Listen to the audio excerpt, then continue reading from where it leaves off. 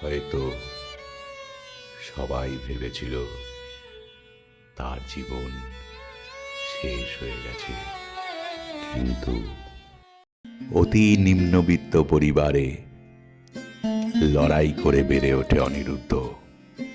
স্বপ্ন ছিল ডাক্তার হওয়ার, অভাবের সংসারে তা হয়ে ওঠেনি। বাবা মা মারা গেছেন অনেক বছর আগেই।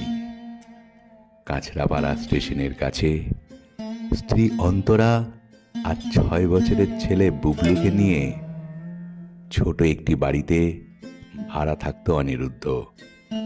সংসারে অর্থ কষ্ট থাকলেও ছেলেকে ভালো স্কুলে ভর্তি করিয়েছিল ডাক্তার করবে বলে, যা তার স্বপ্ন ছিল। মাস 6 হলো অনিরুদ্ধ একটি ওষুধ কোম্পানিতে জয়েন করেছে। বেতন কিছুটা বেশি। একদিন হঠাৎ অনিরুদ্ধ বুঝতে পারে কোম্পানিটি জাল ওষুধ তৈরি করে। অনিরুদ্ধ মেনে নিতে পারেনি এটা। একদিন সে কারখানার ভিতরে চিৎকার করে প্রতিবাদ করতে থাকে, বন্ধ করে সব, না হলে আমি পুলিশে খবর দেব।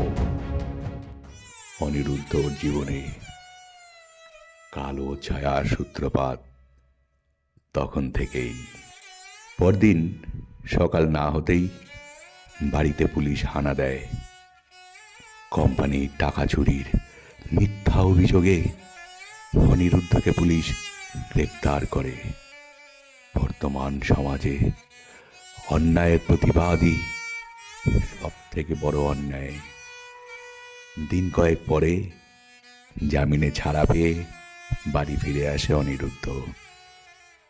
চুরির মিথ্যা অপবাদ মাথায় নিয়ে বিধ্বস্ত হয়ে পড়ে অনিরুদ্ধ। দুর্দশার কালো ছায়া গোটা পরিবারকে গ্রাস করে ফেলল। কিছুদিন পর থেকে অনিরুদ্ধ নতুন চাকরির খোঁজে এদিক ওদিক হন্যে হয়ে ঘুরে বেড়ালো, কিন্তু সমস্ত চাকরির দরজা যেন অনিরুদ্ধর সামনে বন্ধ।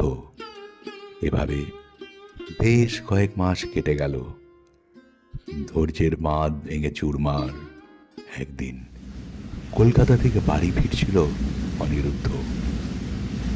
রাতের ট্রেন প্রায় ফাঁকা। অনিরুদ্ধ নিজের মনকে বারবার প্রশ্ন করে, অন্যায়ের সঙ্গে অবশ্যই বেঁচে থাকা? যদি তাই হয় তাহলে মরে যাই ভালো। সর্বনাশার চূড়ান্ত ভাবনা তার মাথায় নাড়া দিয়ে উঠল। সেদিনই স্টেশনে নেমে বাড়ির পথে না গিয়ে লাইন বরাবর বেশ কিছুটা এগিয়ে গেল অনিরুদ্ধ। আদি সব কিছু শেষ করে দিতে চায় সে। রাত তখন প্রায় 10টা। চারপাশ অন্ধকার, জনশূন্য। ডাউন ট্রেনের অপেক্ষা করতে লাগলো অনিরুদ্ধ। হঠাৎ দেখে ট্রেন আসছে। ঝাঁপ দেবে অনিরুদ্ধ। এমন সময় বাবা বুবলুর ডাক শুনতে পেল অনিরুদ্ধ। মুহূর্তে পিছিয়ে এলো সে। চারপাশ দেখে কেউ নেই।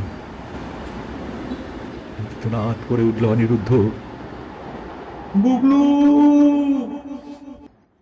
ঘন অন্ধকার ভেদ করে অনিরুদ্ধর আর্তনাদ বাতাসে মিলিয়ে গেল। দ্রুত সেখান থেকে বাড়ি ফিরে এলো অনিরুদ্ধ। ছেলেকে জড়িয়ে ধরে হাও হাও করে কেঁদে ওঠে। নির্বাক দৃষ্টিতে অন্তরা অনিরুদ্ধর দিকে চেয়ে থাকে। হয়তো সেদিনের আর্তনাদ ভগবানকেও বিচলিত করেছিল। সেদিন রাতেই অনিরুদ্ধর মনে পড়ল তার এক বন্ধু প্রদীপের কথা। প্রদীপের বড় ব্যবসা আছে শুনেছে। পরদিনই প্রদীপের নতুন ঠিকানা জোগাড় করে তার সঙ্গে দেখা করলো অনিরুদ্ধ। সমস্ত ঘটনা শুনে প্রদীপ তার মোটরসাইকেল শোরুমে অনিরুদ্ধকে সুপারভাইজার পদে চাকরি দিল। সংসারে কিছুটা স্বস্তি ফিরে এলো। এইভাবে 11টা বছর অনিরুদ্ধর জীবনে কেটে গেল। ইতিমধ্যে অন্তরাও একটি ওল্ড এজ হোমে চাকরি করছিল। বেশ চলে যাচ্ছিল অনিরুদ্ধ সংসার। একদিন দুপুরে শোরুমে কাজে ব্যস্ত অনিরুদ্ধ। হঠাৎ অন্তরা ফোন করে অনিরুদ্ধকে। হ্যালো, বুবলু জয়েন্টে মেডিকেলে 100-র মধ্যে র্যাঙ্ক করেছে। নিজের কানকে অনিরুদ্ধ বিশ্বাস করতে পারছিল না।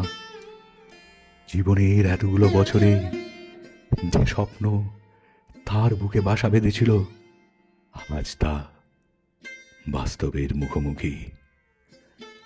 আনন্দে বিহ্বল অনিরুদ্ধ প্রদীপকে জানিয়ে দ্রুত বাড়ি ফিরে এলো। বাড়ি ফিরেই ছেলেকে জড়িয়ে ধরে হাও হাও করে কেঁদে উঠল অনিরুদ্ধ। অন্তরার চোখেও জল। 11 বছর আগের মতোই অন্তরা নির্বাক দৃষ্টিতে অনিরুদ্ধর দিকে চেয়ে রইল। এ কান্না সেই দিনের কান্না নয়, এ কান্না আনন্দে।